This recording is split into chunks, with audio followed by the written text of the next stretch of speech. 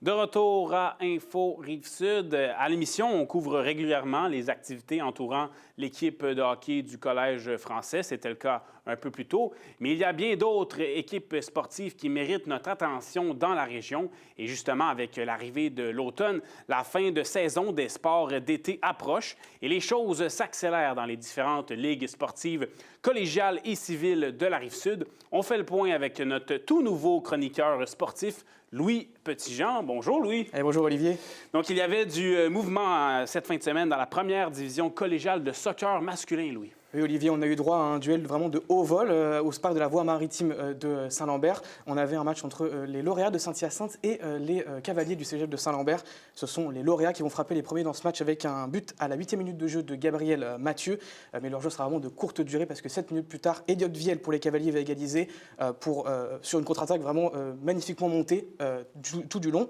Et en deuxième demi, le scénario va se répéter. On va voir Eloi Kingsley du côté des lauréats qui va reprendre les devants au score à la 60e minute. Mais les cavaliers vont revenir au score encore une fois avec Elliot Viel, le meilleur marqueur de l'équipe pour les cavaliers, pour arracher le match nul.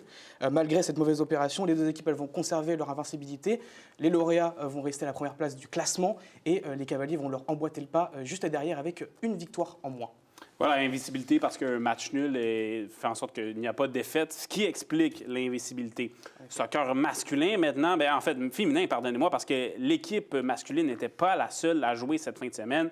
Leurs homologues féminines s'attaquaient aussi à un gros morceau de la première division collégiale de soccer féminin. Et oui, en effet, l'équipe féminine de soccer du cégep de Saint-Lambert recevait, elle, de son côté, les Aigles d'Aouncy, qui ne sont nul autre que les vice-championnes nationales en titre, mais aussi des championnes provinciales de la RSEQ de la saison passée.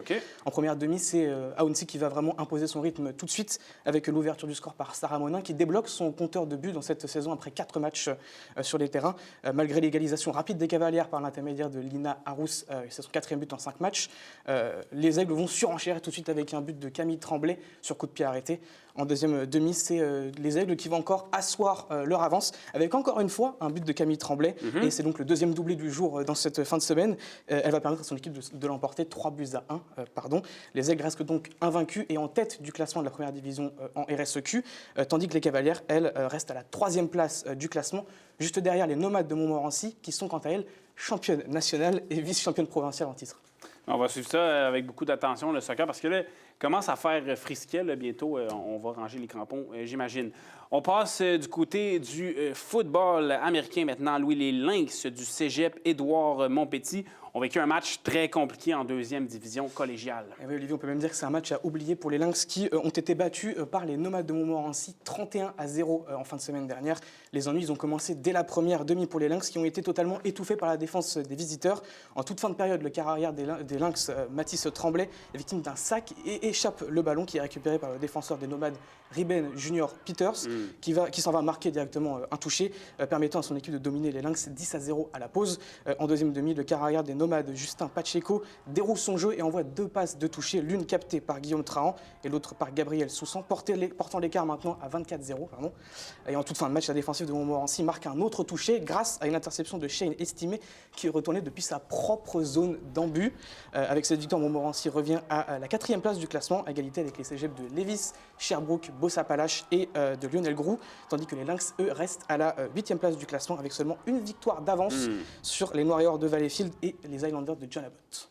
C'est mince, et tu as mentionné Pacheco, ça me fait penser au fameux joueur des Chiefs. Même nom de famille. Hein? Oui, même nom de famille, exactement. En 3e division, maintenant, Louis, on a eu droit à un festival offensif. C'était au parc de la voie maritime de Saint-Lambert. Et en effet, après avoir subi leur toute première défaite face aux Griffons de l'Outaouais lors de la dernière journée, les cavaliers du cégep de Saint-Lambert se devaient de rebondir pour reprendre le chemin de la victoire. Mais pour ça, il fallait d'abord battre les Electrics du cégep de Shawinigan, qui ne leur ont vraiment pas rendu la tâche facile, Olivier. On a eu droit à 11 touchés dans ce match avec beaucoup de touchés. Après l'ouverture du score des Cavaliers à la fin du premier quart, on a eu droit à une sorte de petit jeu du chat et de la souris entre les deux équipes et elles ont toutes les deux enchaîné les touchés l'un après l'autre. Mais ce sont les joueurs de l'entraîneur-chef Sean Main qui repartent au vestiaire devant au score grâce à une deuxième passe de toucher du carrière de Saint-Lambert, Emerson Peternick, à la fin de la demi. Au retour de la pause, les deux équipes ont continué à se rendre coup pour coup jusqu'à ce que les joueurs de Saint-Lambert arrivent à sceller le match avec une très bonne séquence défensive qui leur a permis de faire couler leur l'horloge en fin de rencontre pour s'imposer finalement par la marque de 42-35. Cette victoire permet aux Cavaliers de sécuriser la 3e place à égalité avec les cégeps de l'Outaouais et de Victoriaville, tandis que les électriques, eux, chutent à la 5e place du classement, juste derrière les Aigles d'Aouncy qui possèdent une défaite de moins qu'eux. Et 11 touchés, c'est quelque chose. C'était vraiment électrique, ça n'arrêtait pas. Festival offensif, c'est le bon choix de mots. Et en ce moment, là, dans le sport professionnel, c'est la MLB, la Ligue professionnelle de baseball, qui compte notamment les Blue Jays au Canada, mais qui est en séries éliminatoires. Donc, ça nous permet également de faire un lien ici pour parler de baseball junior. Maintenant, Louis, avec une bonne nouvelle pour ce qui est de Longueuil. En effet, Olivier, ce mardi avait lieu au parc Paul-Prat de Longueuil le 5e match des finales de la Ligue de baseball junior élite du Québec, entre les Diamants de Québec et les Ducs de Longueuil. Et au bout du compte, ce sont les Ducs qui se sont imposés avec la manière 6-1, la marque finale. Ça leur permet de remporter une 3e Coupe du Président d'affilée, un exploit que très peu d'équipes de la LBJ-EQ ont réussi à faire auparavant. C'était une victoire totalement collective du côté de Longueuil avec 5 joueurs différents qui ont contribué au pointage, dont 2 points pour le vétéran de l'équipe Olivier Vallée. Défait lors du premier match de la finale, les hommes d'Éric Infante n'ont plus accordé aucun match à Québec durant le reste de la finale pour s'imposer finalement 4-1 dans la série. Et pour terminer rapidement, Louis, on approche de la fin de saison pour les sports extérieurs. Alors, est-ce que l'on a d'autres sports qui vont commencer la leur? Oui, on va commencer déjà avec le baseball qui va arriver, le volleyball, excusez-moi, qui va arriver dès la reprise d'octobre. On a d'abord les Lynx de Dormont-Petit qui vont faire leur rentrée en première division collégiale féminine et masculin. L'équipe féminine va recevoir dès demain à 19h les volontaires du cégep de Sherbrooke au cégep de Dormont-Petit, tandis que l'équipe masculine, quant à elle, se déplace sur le terrain des Griffons de l'Outaouais samedi à 15h. On va aussi avoir l'équipe du cégep de Saint-Lambert qui vont faire leur rentrée, elles aussi, mais elles vont devoir attendre un peu plus parce que l'équipe féminine qui fera son retour le 11 octobre prochain en 2e division va aussi être en même temps que l'équipe de 3e division, l'équipe masculine, qui elle va reprendre le 18.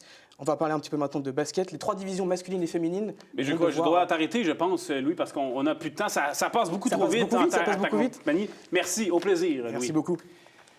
C'est ce qui complète donc l'émission. Vendredi 3 octobre, c'est la limite pour les candidats municipaux pour déposer leur candidature. On va suivre ça de très près lundi prochain. C'était donc Info Rive-Sud. À la prochaine.